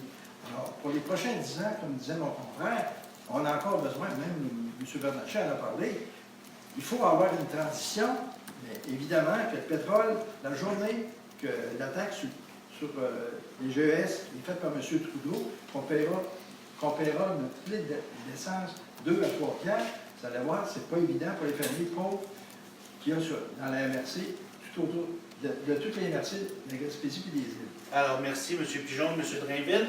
Nous passons cette fois-ci à Mme Beaulieu. Vous allez lancer le bal et vous allez être en face à face avec M. Éric Hébert. Ah, c'est moi qui Oui. vais le faire. Oui. Bon, Monsieur Hébert. Comment vous croire, monsieur, avec les propositions de votre parti, que l'environnement est une question de priorité quand on n'entend pas votre chef en parler? Vous semblez être le seul de votre parti à parler d'environnement. Bien, premièrement, on est contre tout ce qui est l'alarmisme, on est contre l'accord de Paris et l'ONU. Pourquoi? Parce qu'on réalise que toute l'industrie alternative, toute l'énergie alternative, tout ça, ça rapporte, l'industrie du climat rapporte 1500 milliards par année. Mais ça c'est, sans les subventions, sans l'intervention des gouvernements, sans l'ONU, ça ne vaudrait absolument rien. Il y a une histoire que je compte souvent, c'est au Vietnam à l'époque, il y avait beaucoup de rats, il y avait un problème de rats durant l'occupation française. Donc, qu'est-ce qu'il faisait? Le gouvernement faisait une mesure qui était bien intentionnée. Il dit, tuez le rat, portez-nous la queue, on va vous payer. Donc là, pendant des années, il paye, puis là, il se rend compte qu'il y a plein de queues de rats qui arrivent. Donc, c'est wow, on règle le problème. Finalement, ils se sont rendus compte que c'était juste quelques personnes qui coupaient les queues, puis qui vendaient les queues, ils laissaient les rats aller. Donc, on a eu l'impression que ça changeait. On a payé. Finalement, on a eu des queues de rats. Puis, on s'est donné l'impression que ça changeait. Et c'est ça, malheureusement, tout ce qui est offert comme technologie alternative. Encore une fois, l'Allemagne l'a fait et ils se sont retrouvés que c'est un désastre écologique. Et c'est ça qu'il faut miser. Et tout ce qui est accord, justement, avec la taxe, le marché du carbone et tout ça, c'est juste pour enrichir quelques joueurs qui nous vendent des queues de rats. 1500 milliards de revenus, ça, c'est le lobby de l'industrie du climat. Donc, il y a beaucoup de manipulations, il y a beaucoup de choses comme ça. Et nous, on n'embarque pas là-dedans. On se focus sur notre programme, sur avoir de l'eau potable dans les régions très éloignées avec les Premières Nations. Donc, les sols, tout ce qui est contaminant et tout. Donc, on veut focuser sur les vraies choses et non pas essayer de rentrer dans un système qui a été monté de toutes pièces par Al Gore et compagnie. Bon, si on vient dans le concret, je comprends l'histoire de Volcura, sauf que dans le NPD, ben, on parle que l'environnement et le changement climatique, ça va créer au moins 300 000 emplois pour être capable de vivre l'hiver. C'est le futur. Pardon? On va faire des changements. On va juste faire des choix différents. C'est juste ça qu'on dit. Parce que les voitures électriques, par exemple. C'est à mon tour, monsieur. Je veux juste finir qu'est-ce que je suis en train de dire. Donc, nous, le NPD, qu'est-ce que je disais? On va parler de 300 000 emplois pour, justement, on va financer contre les catastrophes. On va protéger les berges. On va mettre question d'inondation, de forêt. On va parler d'énergie renouvelable d'ici 2050. Je sais qu'il y en a qui ont des choses de 2050, mais il faut commencer par le commencement. Nous avons déjà terminé, malheureusement. Merci, Mme Beaulieu. Merci, M. Hébert. M. Pigeon, c'est à vous de poser une question à M. Bernatchez du Bloc sur le programme environnemental. Encore, M. Bernatchez?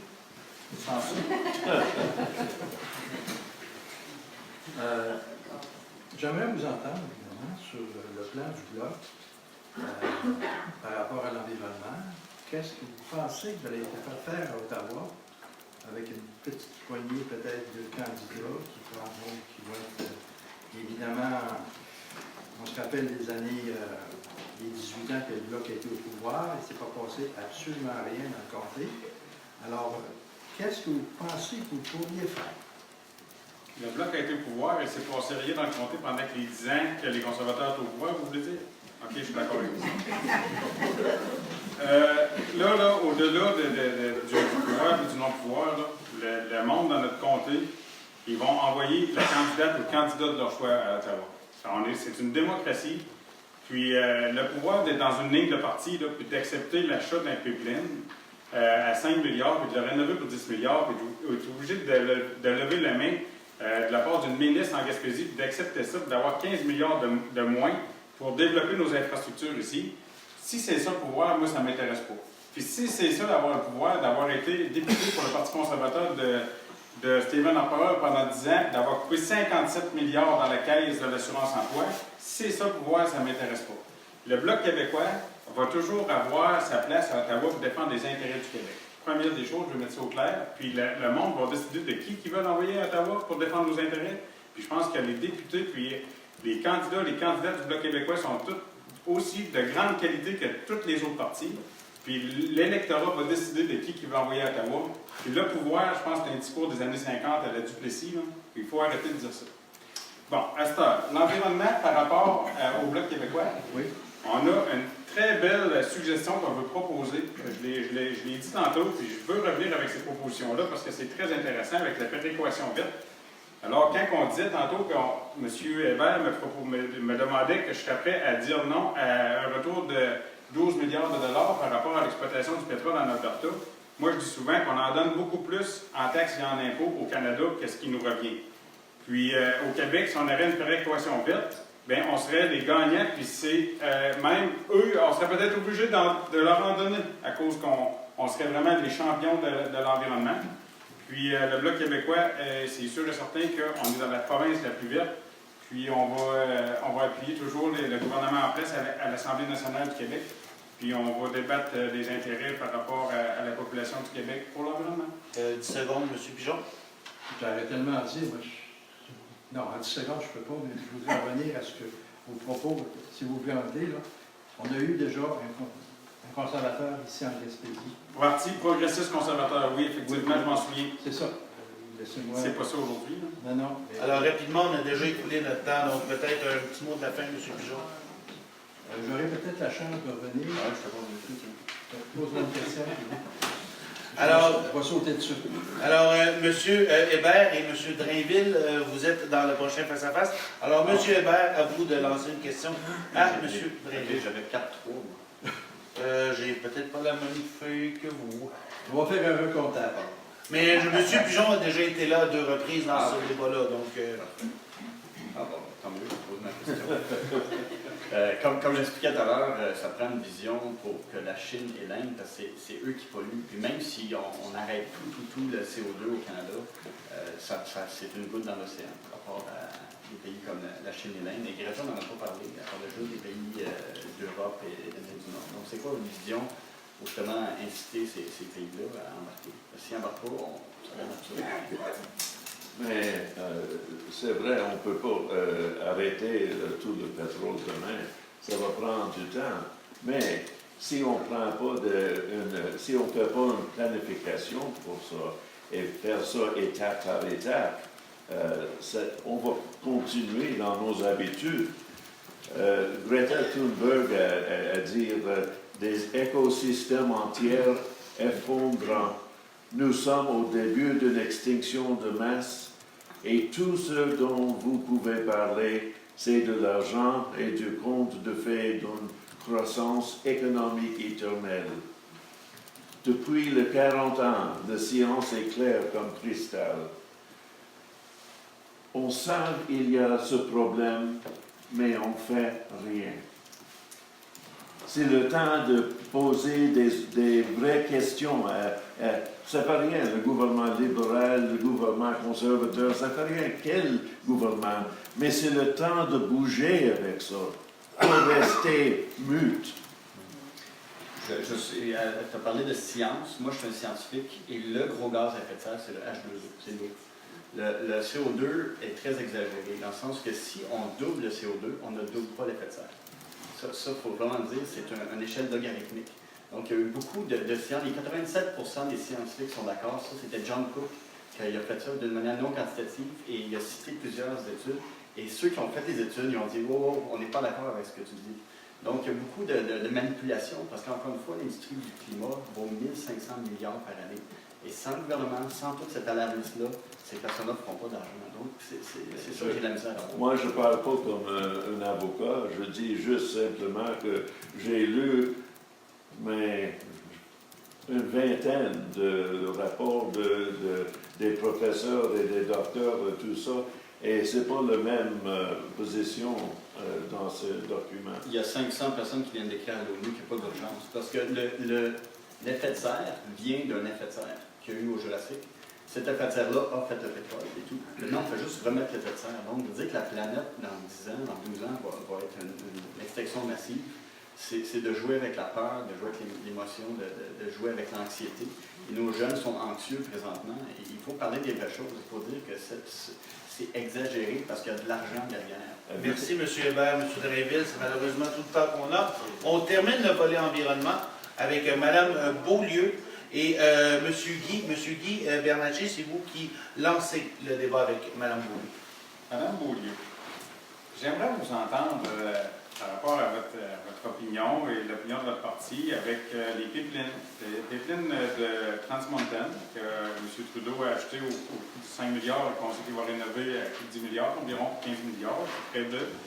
Et aussi, on va y aller tout de suite avec les deux, puis avec l'Énergie-S, qui va l'emmener de l'Alberta jusqu'à traverser le Québec, jusque dans les Maritimes. Quelle est votre opinion, l'opinion du Parti néo-démocrate par rapport à ça? C'est clair.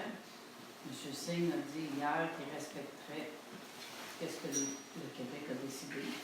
Donc, je suppose qu'ils vont passer le pipeline, mais il a dit qu'il va respecter ce que le Québec a décidé. Okay. Puis, Trans Mountain qui va aller en Colombie-Britannique, la Colombie-Britannique l'ont refusé. Ça ne fait pas partie de mon patrimoine. On parle de Gaspésie et des îles, on parle du Québec. Oui, mais je veux avoir votre opinion sur ce dossier-là. OK. Alors, un autre dossier au niveau de l'environnement, par rapport justement à l'exploitation du pétrole en Gaspésie. On parle de Gaspésie, qu'est-ce que votre parti en pense? La même chose que j'ai dit tantôt, on va respecter la Gaspésie. Le Québec a dit non, donc le parti va respecter. Le Québec a dit non? Les personnes en Gaspésie et les îles ont dit non. OK. Puis, qu'est-ce que vous pensez de la proposition du Bloc québécois d'augmenter les cibles de réduction des gaz à effet de serre? Ben, c'est important. Vous êtes d'accord avec ça? Si on ne fait rien, c'est sûr qu'on regarde les berges. Je parle d'exemples concrets. Je parlais tantôt du quai de Marsoui. On parle de plein de choses. Il faut préserver nos berges. Puis, je suis un peu d'accord avec ce que le Parti vert dit aussi. Si on ne fait rien, c'est sûr qu'à un moment donné, on va se ramasser. Il faut absolument faire quelque chose. OK. Puis au niveau de la protection des berges, justement, est-ce que vous croyez qu'il y a un centre de recherche sur notre territoire que je propose, moi, au niveau régional, est une bonne idée? Moi, je propose une table de concertation élargie pour les transports et les infrastructures. Je le dis depuis le début de mon mandat, avec tous les paliers. On parle de municipaux, provinciaux, fédéraux, et on parle aussi de la société civile. Je pense que c'est eux aussi qui sont très importants dans une table élargie pour qu'on puisse mettre de l'avant et avoir une concertation, que toutes les personnes puissent emmener avec les experts de l'avant, qu'on ait une seule voix à Ottawa. Alors, merci. Ça complète ce dernier bloc sur l'environnement. Alors, maintenant que nos trois thématiques sont épuisées, nous avons une question qui nous est parvenue d'un organisme. C'est bien de l'Union des producteurs agricoles. Alors, vous aurez chacun une minute pour répondre à cette question. Je vous donne le préambule suivi de la question et ensuite, je vous donnerai le droit de parole un après l'autre. Alors, sachant que les entreprises agricoles en Haute-Gaspésie représentent plus de 20 entreprises ayant un revenu moyen 15% moins élevé que la moyenne gaspésienne, que les superficies exploitables des entreprises agricoles de la Gaspésie ne se comparent pas à la moyenne canadienne et québécoise, que la demande des marchés de proximité et d'une consommation de produits locaux est en forte augmentation, mais que les structures en place provinciales et fédérales ne permettent pas de desservir la clientèle gaspésienne au même coût pour les producteurs agricoles gaspésiens et finalement pour la population d'ici que la majorité des autres régions canadiennes. Alors la question, qu'est-ce que, à l'intérieur de votre parti, vous allez proposer, appuyer ou mettre en place pour favoriser financièrement et développer les petites entreprises agricoles telles que celles de la Haute-Gaspésie? Monsieur Bernatchez, vous avez une minute sur cette question. Au niveau de la plateforme du Bloc, le Bloc supporte la défense du modèle agricole québécois. Je pense que le Bloc va travailler à faciliter la relève agricole. On sait qu'on a vu cette problématique-là dans la région. Entre autres, en modifiant les règles d'exemption des gains en capital pour que ça ne défavorise pas les transferts des entreprises agricoles, mettons, de père en fils ou de mère en fille, au profit des tiers. Le Bloc québécois, bien sûr, fait la promotion de l'alimentation locale. Puis, c'est sûr et certain qu'il faut continuer à se développer au niveau de la culture régionale, de l'agriculture régionale, excusez. Puis, d'aider ça. Là, au niveau fédéral, comment est-ce qu'on peut avoir des outils pour aider l'agriculture régionale? Bien, c'est sûr et certain qu'il faut travailler en équipe avec les différents paliers, que ce soit municipaux, provinciaux et fédéraux. Personnellement, je voudrais juste ajouter, comme maire, que j'ai travaillé avec les jardins communautaires, puis on a, à Saint-Maxime-du-Mont-Louis, on a beaucoup aidé à faire des jardins avec les écoles, puis les personnes âgées, avec une personne ressource pour aider à faire des jardins. Donc, c'est sûr et certain que moi, personnellement, je suis pour l'agriculture régionale. Il faudrait regarder la situation avec les différents acteurs pour trouver des solutions pour améliorer tout ça. Merci, M. Bernatchez. M. Drainville, 1 minute, je répète la question. Qu'est-ce que vous, à l'intérieur de votre parti, allez proposer ou mettre en place pour favoriser financièrement et développer les petites entreprises agricoles telles que celles que nous avons en Haute-Gaspésie? Nous sommes fiers de nos producteurs agriculturels ici en Gaspésie. On a la possibilité de commencer encore de faire de nourriture en Gaspésie, mais ça va prendre chaque niveau de gouvernement de donner un coup de main pour changer ça, pour subventionner ça. On a commencé, j'ai travaillé avec un groupe à Rosebridge dans la Gaspésie quelques années passées. On a commencé un projet et ça a fermé parce qu'il y a des problèmes avec la municipalité de faire un business comme ça.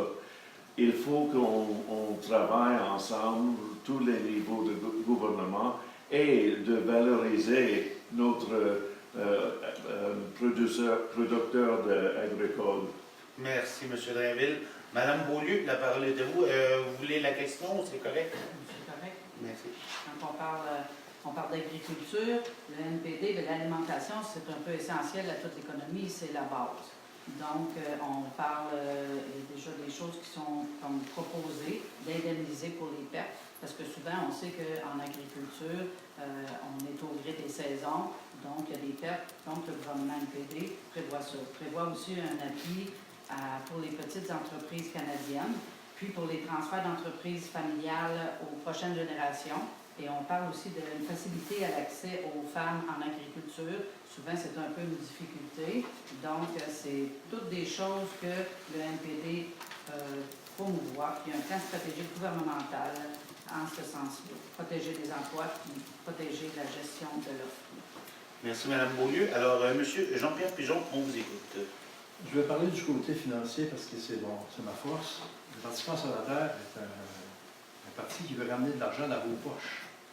Vous avez pu voir à quelques reprises des annonces qu'on a faites. Pour les PME, qui sont évidemment des agriculteurs, il y a des choses qui nous interpellent au parti.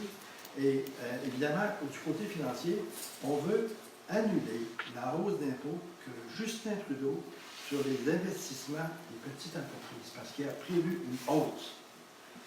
Exempter aussi les conjoints des hausses d'impôts que Justin Trudeau encore sur les dividendes de petites entreprises.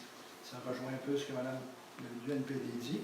Alors, nous, c'est la mission économique qu'on veut faire pour aider nos agriculteurs à travers le Canada et évidemment dans le comté. Merci, M. Pigeon. Alors, sur le sujet, M. Éric Hébert, on vous écoute. Oui, nous, ce qu'on va faire, c'est défaire la gestion de l'offre. Parce que quand l'alinéa s'est renégocié, bien là, les États-Unis nous accusaient de quitter les prix et tout. Et donc, tout le marché d'exportation nous est barré. Oui, la Gaspésie est loin du reste du pays. Elle est très proche des marchés internationaux. On est sur le bord de l'eau. Donc, en défaisant la gestion de l'offre, donc le cartel qu'il y a, tout ça, maintenant, on peut ouvrir les frontières. Ça va être plus facile, on va être plus compétitif au niveau international. Donc, ces produits-là vont être facilement exportables. Donc, ça va encourager justement l'union des producteurs, les petits producteurs agricoles, comme ça. Ouais, c'est un peu. Bien, merci, M. Hébert. Alors, nous sommes déjà rendus à la conclusion. Nous avions prévu 30 secondes pour chacun des candidats pour le mot de la fin, mais comme vous êtes gentil que c'est Noël, on va vous donner 1 minute chacun. Donc, s'il y a quelque chose qu'on n'a pas eu la chance de parler pendant le débat et que vous voulez en glisser mots, c'est le temps. Alors, Mme Beaulieu, en conclusion, vous avez 1 minute. Bien, merci de nous avoir permis de pouvoir nous exprimer en Haute-Gaspésie. Donc, en terminant pour le NPD, les valeurs qui nous sont chères sont celles que l'on partage à tous les jours dans notre vie quotidienne. Étudiants, travailleurs, employeurs, retraités et vétérans, tous méritent autant de considération les uns que les autres. Nos besoins sont grands et nos solutions raisonnables. Le 21 octobre, il y aura un choix à faire et ce choix est de voter pour celle qui vous rejoint le plus. Mon nom est Lynne Beaulieu, candidate NPD. Merci et bonne fin de soirée. M. Jean-Pierre Pujon, du Parti conservateur. Alors, chères électrices, chers électeurs, le 21 octobre prochain, vous devrez élire une personne qui saura défendre les intérêts de la population et d'apporter des contributions positives à notre région. Les enjeux qui nous concernent en Gaspésie et aux îles de la Madeleine sont très sérieux. Je ne suis pas du genre à faire des promesses électorales simplement pour épater la galerie. Guidé par ma passion pour la politique et mon goût de contribuer concrètement à l'essor de mon pays, je m'engage à donner temps et énergie, à travailler en équipe et à défendre vos intérêts. Les mesures que propose le Parti conservateur du Canada sont sincères et réalistes. Sur le plan économique, je demeure convaincu que seul le programme de mon parti tient la route et qu'il permet au pays de maintenir sa stabilité, voire d'accroître la qualité de vie des gens de la Gaspésie et des îles de Madeleine, En conclusion. avec des mesures pour tenir la famille. Le 21 octobre prochain, votez pour vous. Plus pour vous, dès maintenant. Monsieur Éric Hébert, du Parti populaire du Canada, on vous écoute. Oui, le Parti populaire du Canada, c'est un nouveau parti, un parti rempli d'idées, rempli d'ambition. On a basé tout notre programme sur 4 valeurs principales. Le respect, la responsabilité, la liberté et l'égalité. Donc ça, c'est des valeurs fondamentales qui est pour nous, la liberté, l'égalité. Donc, tous les gouvernements qu'on a vus, surtout les 4 dernières années, c'était un gouvernement qui n'était pas pour tous les Canadiens, qui n'était pas pour les Québécois, qui était vraiment pour des groupes cibles qui peuvent, avec une certaine idéologie. Donc nous, on ne fait pas de distinction entre les idéologies, on fait de droite, de gauche, du milieu. On va être un gouvernement qui représente tous les Canadiens, avec une égalité de chance, une liberté, justement, d'être Canadien, et non pas de mettre l'identité canadienne de côté au nom du multiculturalisme. Donc, M. Hébert, merci beaucoup. M. Bernatchez. Bien, c'est ça. Hier, on a vu au débat des chefs une belle performance de notre chef, M. François Blanchette. On sait que le Bloc québécois, il est là pour aller défendre les intérêts du Québec. On a vu hier, exemple, les 3 autres chefs être contre la loi sur la laïcité. Et puis, c'est ce que M. Blanchette a emmené comme point de vue en disant que on ne va pas là pour chicaner, on va là pour se faire respecter. Alors, moi, je connais bien, j'ai beaucoup de connaissances dans le milieu, avec mes responsabilités de maire. Ça m'a permis de connaître les enjeux de la région. J'ai parcouru la Gaspésie en long et en large. J'ai été aux îles de Madeleine 2 fois. Le chef, qui est le seul d'ailleurs, est venu 5 fois en Gaspésie depuis que j'ai été nommé. Alors, c'est pas peu dire, il prend ça à cœur, il a la Gaspésie à cœur. Et moi, j'aimerais aller à Ottawa, à ses côtés à Ottawa, pour défendre les enjeux de la Gaspésie. Sachez que moi, je vais là pour les enjeux, pour la population, pour aller vous représenter à Ottawa, et non pour représenter des stratégies fédéralistes sur notre territoire. Ça, c'est mon leitmotiv, puis c'est vers ça que je vais aller. Puis, n'oubliez pas d'aller voter, c'est très important. Au-delà de tout, allégeance. Pratiquer votre droit de vote, c'est ça qui est vraiment primordial comme citoyennes et citoyens. Merci, M. Bernatchez. Le temps est complet. Alors, on va terminer avec celui qui a commencé ce débat. M. Denis Drainville, du Parti vert, 1 minute pour votre conclusion. Mes amis, ce soir, on réfléchit un peu concernant comment on peut voter. Tu peux voter pour un leader, tu peux voter pour un parti, tu peux voter pour un des membres ici. Pour 40 ans, je suis un activiste social. Quand j'étais député dans l'Assemblée législative de l'Ontario, j'ai voté contre mon gouvernement. C'est pas souvent un membre de l'Assemblée législative ou le Parlement vote contre le gouvernement. Mais j'ai fait ça parce que c'est important d'assurer que si c'est la meilleure chose pour la population de votre comté, c'est important d'avoir assez de courage de prendre une position. J'ai fait ça et je garantis, si j'ai élu, je vais continuer dans le même sens. Merci beaucoup, M. Drainville. Alors, ceci met fin au débat. Alors, messieurs les journalistes et gens du public, j'imagine que nos candidats seront disponibles quelques minutes après le débat. J'en profite pour vous remercier de votre présence. Merci à Roger Roy de la télévision. Merci à Fred Parent de Bleu FM.